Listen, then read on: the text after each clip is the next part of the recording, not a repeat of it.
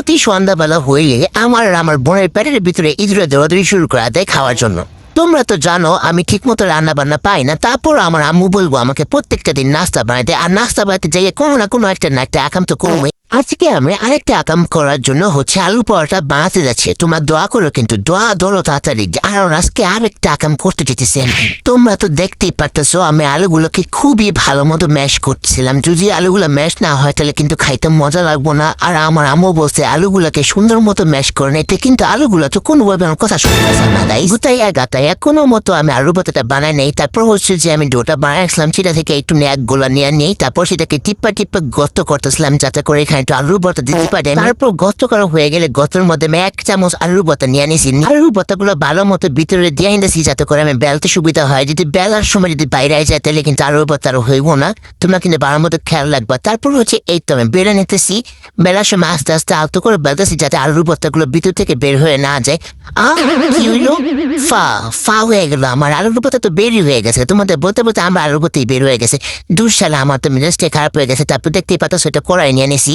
আমার একটা তাইল্লা কড়াই আছে, তাইল্লা কড়াইটা নিয়ে আনিছি। তারপর আমি আরেকটা আলু পরোটা বানানোর জন্য চেষ্টা করতেছিলাম যাতে করে এটা ফুটাফাটা না হয়ে যায়। আর এটা তো ফুটাফাটা হয়ে গেছে, তোমরা দেখতেই পারতেছো। তারপর আবার আগের মধ্যে আর কি চামচ দিয়ে নিয়ে আনছি। তারপর যাইতে যাইতে ভিতরে দিয়ে দিতেছি যাতে করে আলুগুলো এবার বের না হয়। এবার যদি বের হয় শালার আমি যে কি করবো, আলুর পরোটা আর জীবনও বানাতাম না।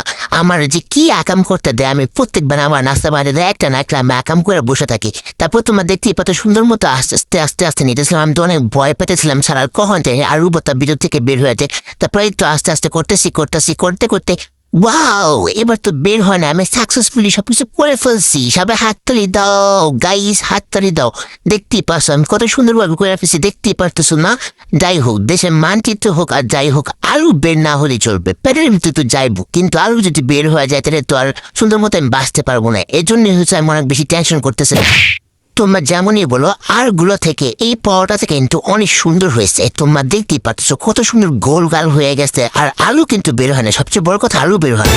আমি কাজকর্ম আর আগাম হবে না, এটা তো হতেই পারে না। দেখতেই পাচ্ছ প্রথমে যেটা বানাইছিলাম সেটা পুড়ে ফেলেছি, তারপর নতুন করে যেটা বানাইছি সেটা এখন কড়াইতে দিয়ে দিছি সুন্দর মতো। তারপর আমি না পাইরা আলু আর আটা সবকিছু একখানে করে ফেলছি।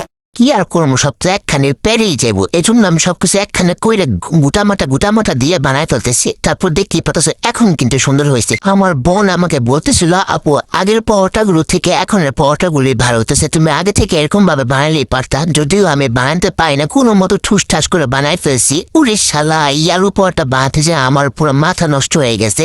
যাই হোক, অবশ্যই বানাতে পারছি। তারপর গ্লাস সরবত খায় ঠান্ডা হয়েছে।